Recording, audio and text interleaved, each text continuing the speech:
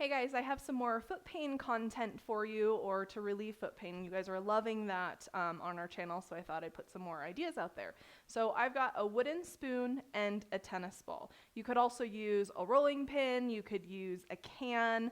I also have a dowel, so if you have, this would be like the shape of maybe like a broomstick, this will also work too. So I'm gonna put the spoon or the dowel or whatever you've got going on the floor. And then you'll want to put the ball of your foot right on the dowel, just like that.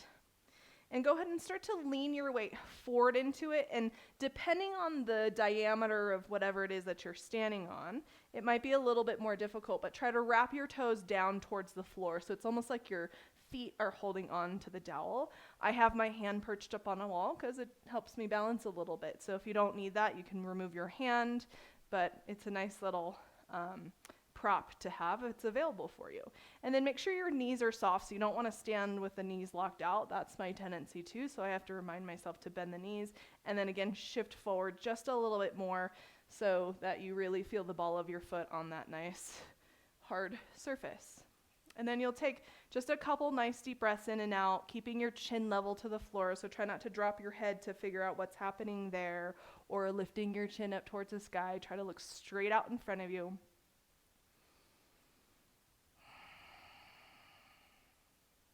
And let's take one more breath here.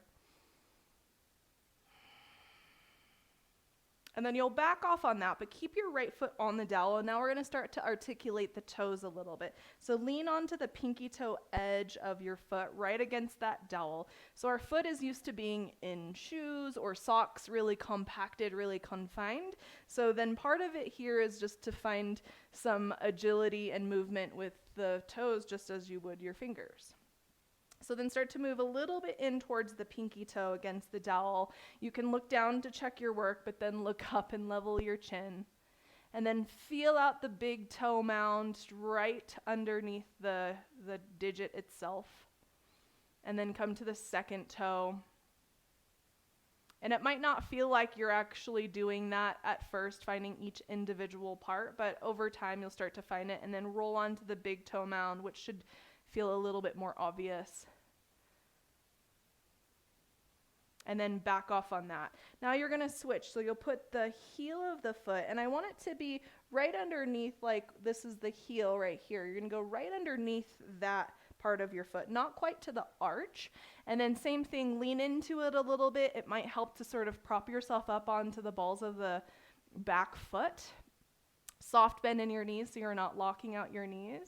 And then you can always kind of wiggle side to side, go against the wall, go away from the wall, and you'll find a spot that's extra and just settle into it a little bit. If you kind of find that sticky spot and you want to hold it, please, by all means, just lean your body weight. You can come into kind of a gentle squat.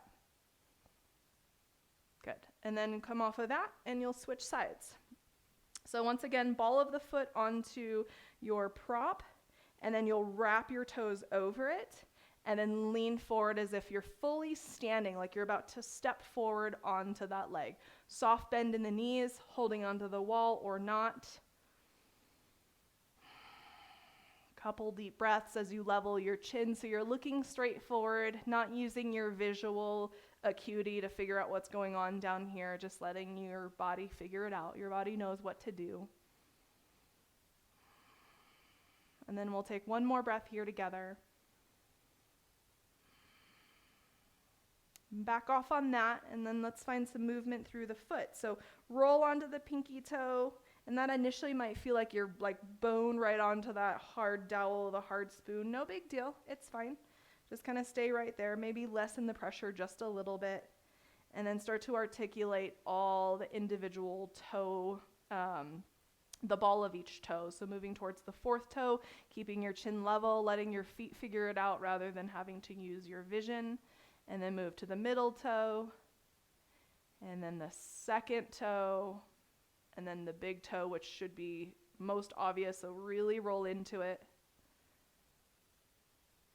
And then release, and we'll switch sides, or switch parts of the foot. So step forward, put it right above the heel, not quite to the arch of the foot. Stand up into it, and again, I like to pop up onto the ball of my back foot.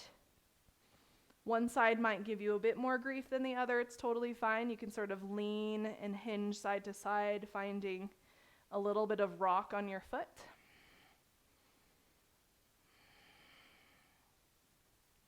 And then come off of that. I'm just going to turn to face you, but you can stay exactly the way that you are. And we're going to come into just a simple squat with both feet. So now you're going to take the arches of your feet, so right in the center, wrap your toes towards the floor. That will help balance everything out. And you're going to move really slow, and it might not be all the way to the floor, but you just do what you can. Stick your butt out, start to throw your knees forward, and come down. Start to come into a squat. You might end up here, and you can even just stay and rest your elbows on your thighs or keep your hands on your knees.